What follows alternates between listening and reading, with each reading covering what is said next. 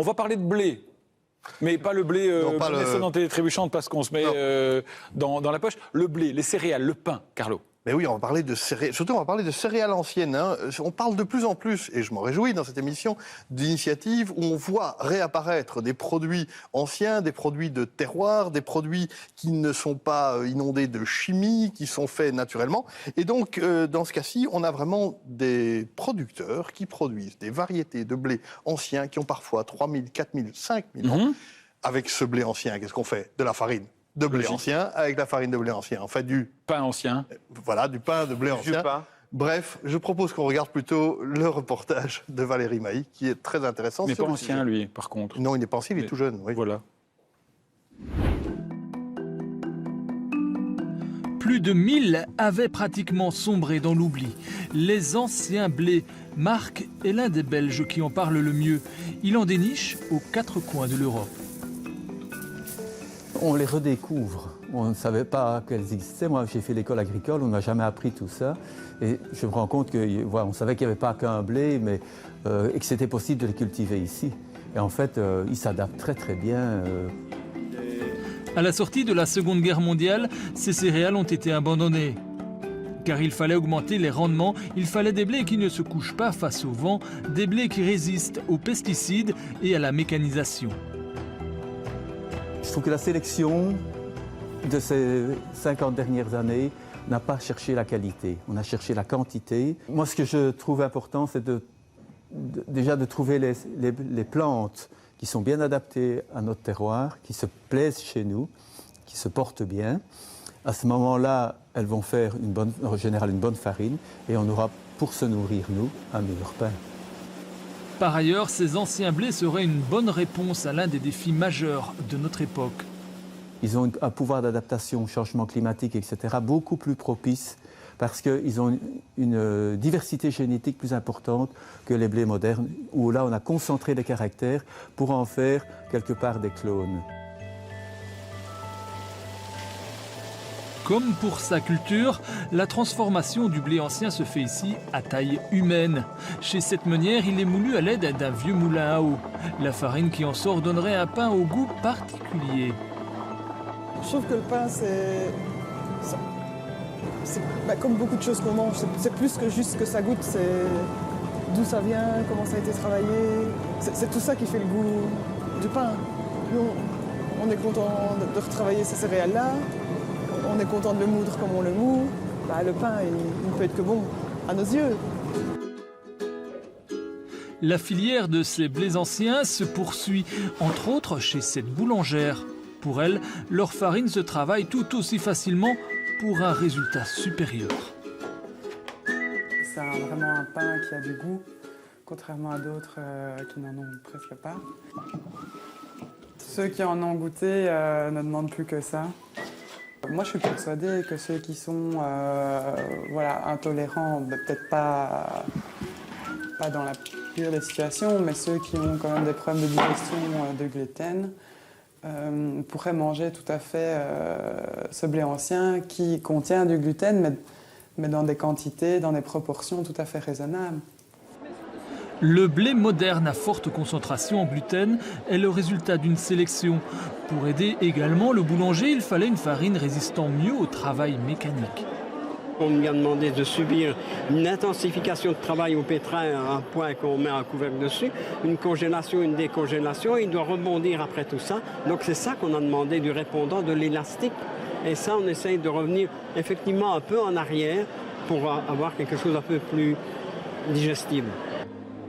Les blés anciens sont donc plus goûteux et plus digestes, mais ils seraient aussi plus fournis en éléments nutritifs. Ils contiendraient plus de vitamines et plus d'oligo-éléments. Ces caractéristiques seraient liées à la grande taille des tiges et à la taille des racines de ces anciennes variétés de céréales. Une plante qui est grande, pleine de feuilles, peut donner bien plus qu'une petite plante presque chétive, on pourrait dire, à son fruit. Ce retour vers les blés anciens n'en est sans doute qu'à ses débuts. Comme Marc, ils sont de plus en plus nombreux à croire en leur avenir prometteur. J'ai une crotte. On va prendre le temps aussi de savourer ce pain en plateau avec Angela Legrand, boulangère à Namur, qui utilise ce genre de farine pour vos pains. Bonsoir. Ben oui, effectivement. Bonsoir, Angela. Qu'est-ce qui vous a donné, en tant que boulangère, enfin vous êtes une famille de boulangers, l'envie de travailler avec ces farines-là?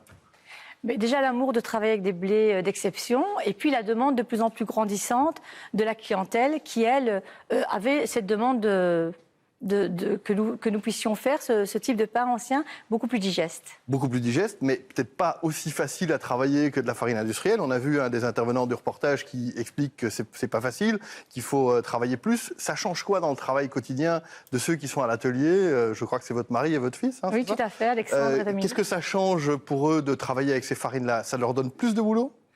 Ça leur donne un boulot différent. Un artisan, de toute façon, il s'adapte. C'est un savoir-faire. Et donc, c'est vrai que déjà, nous, on travaille sans machine. On a juste un pétrin et un four. Et évidemment, beaucoup plus de travail manuel, des temps de levée beaucoup plus importants. Et donc, quand on façonne le pain, on peut le mettre dans une machine et il y a des boules qui sortent? Quelle horreur! Mais ça, c'est Tricatel, ça. Non. Chez un artisan, c'est pas comme ça. C'est vraiment donner le temps au temps, donc pétrir gentiment la pâte, y ajouter un levain, parce que les levains vont donner au pâton et au pain une qualité beaucoup plus digestible aussi. Et puis après, on enfourne à la pelle, on défourne. Ça donne envie de manger du pain quand elle en parle. Mais évidemment. Mais alors, ce pain, justement, ce goût, il a plus de goût, il a le goût de levain. Est-ce qu'il n'y a pas des clients qui, parfois, ils sont déroutés par le goût en disant « Non, ça a trop de goût ». Fais péter qu'on goûte. Ben voilà, en fait, c'était un message, pas il était très clair, le message. Mais j'étais dans mon truc. Tu veux garder un truc pour lui, celui-là? Ouais, ça c'est sûr. Il y a des gens qui sont déroutés par le goût? Ça a trop de goût pour eux? Parfois, mais de moins en moins. Les clients qui poussent la porte de notre boulangerie ou d'une boulangerie artisanale, en général, ils ont déjà été... Et puis, c'est une éducation au goût. Il faut éduquer aussi au goût du pain. Qu'est-ce qu'une tartine? Il faut que ça ait de la mâche, du goût. Et ce petit goût de levain, tout compte fait, c'est séduisant, c'est bon, c'est doux. Et alors justement, quand j'achète du pain, c'est un pain de 900 grammes. J'ai l'impression que votre tartine fait déjà 900 grammes. Justement, on parle de blé ancien, Angela. Alors quel est le blé ancien justement de la tartine qu'il mange là, Sébastien? Ce que vous mangez là, c'est un perchasaki. C'est assez... Je me disais aussi. C'est un blé qui a plus de 7000 ans d'agriculture et qui est cultivé en Sicile, chez des petits paysans siciliens, puisque un cultivable ici en Belgique, il leur faut un terrain chaud, ensoleillé, avec des taux d'humidité très, très, très bas. D'ailleurs, ils ne contiennent pas de mycotoxines et très faibles en gluten. Donc, c'est un pain qui va lever plus de 24 heures avec un vieux levain. On a un levain de plus de 60 ans chez nous. Donc, effectivement... Vous ne travaillez pas avec des céréales belges anciennes? Oui, tout à fait. Et avec Marc Van Brosken et le CRA. On a vu dans le reportage. Tout à fait. Qui fait des études où on recevra ça. Justement, gluten. Vous avez prononcé le mot magique. Et donc, quand vous entendez qu'il y a des gens, des nutritionnistes sur l'Internet qui disent le gluten, c'est mauvais pour tout le monde, il ne faut plus manger de pain, vous leur dites quoi avec vos pains? On exclut du discours les malades cœliaques qui ont vraiment un vrai problème avec le moindre atome de gluten. Mais les gens qui pensent qu'ils sont légèrement intolérants au gluten, vous leur dites quoi? Eh bien, déjà, des études scientifiques ont mis en évidence le fait que les blés modernes, par exemple, ont une chaîne de protéines beaucoup plus longue, contrairement aux blés anciens qui, elles, contiennent... Les blés raffinés qui poussent avec les pesticides, voilà, tout ça. Tout à fait. Tandis que contrairement aux blés anciens qui, eux, ont une chaîne de protéines beaucoup plus courte. Et ajouter à cela un façonnage avec un pain, avec un levain vivant, vous allez avoir un pain beaucoup plus digeste, car le levain va décomposer en plus cette chaîne de protéines. Et donc ce gluten va être mieux assimilé. Tout à fait. Il n'y a pas que le fait qu'il y ait moins de gluten, il y a aussi, du point de vue nutritionnel, il se passe quelque chose dans le pain. Qu'est-ce qu'on peut dire aux consommateurs par rapport au contenu nutritionnel de cette farine dont le nom, je suis incapable de le répéter, qui a 7000 ans, etc. Maïoka, Petit Épeautre, Corazane, Roussel. Nutritionnellement, là, est-ce que ce pain, c'est un super aliment? Évidemment, on parle vraiment, là, on est rentré dans la nutrition. Vraiment, on ne remplit plus un corps, on nourrit vraiment un corps. C'est-à-dire qu'on ne cale pas une faim, on nourrit vraiment. Il faut savoir que tous les anciens blés sont sont beaucoup plus riches en protéines, en minéraux, et en plus, la manière dont on va le faire lever, plus de 24 heures, et même un peu moins, ça va faire que les pains vont avoir beaucoup moins de taux de sucre, beaucoup moins de gaz de fermentation, et avec une protéine. La dernière question qui fâche, combien ça coûte? Voilà, c'est ça que j'allais dire.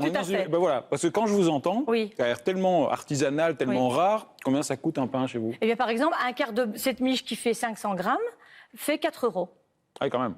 4 € au lieu mais c'est le vin, un froment, donc un blé ancien. Il faut savoir que les blés anciens sont 3 fois moins rentables à l'hectare. Ok. C'est ce qui donne cette Il faut rareté, compter, pour un pain complet, il faut compter 7-8 € quoi. Voilà, c'est ça. En Pour fait, 2 il kilos. faut C'est juste 2 dire un kilos, truc, ça, c'est qu'en général, les pains de qualité vont se garder, donc tu vas l'utiliser jusqu'à la dernière. Et ça rassasie Oui. plus. c'est très rare. Ça, c'est sûr. Mais c'est la rentabilité, encore une fois, qui fait le prix. C'est 3 fois moins rentable. Nous, on l'achète 2 fois plus cher.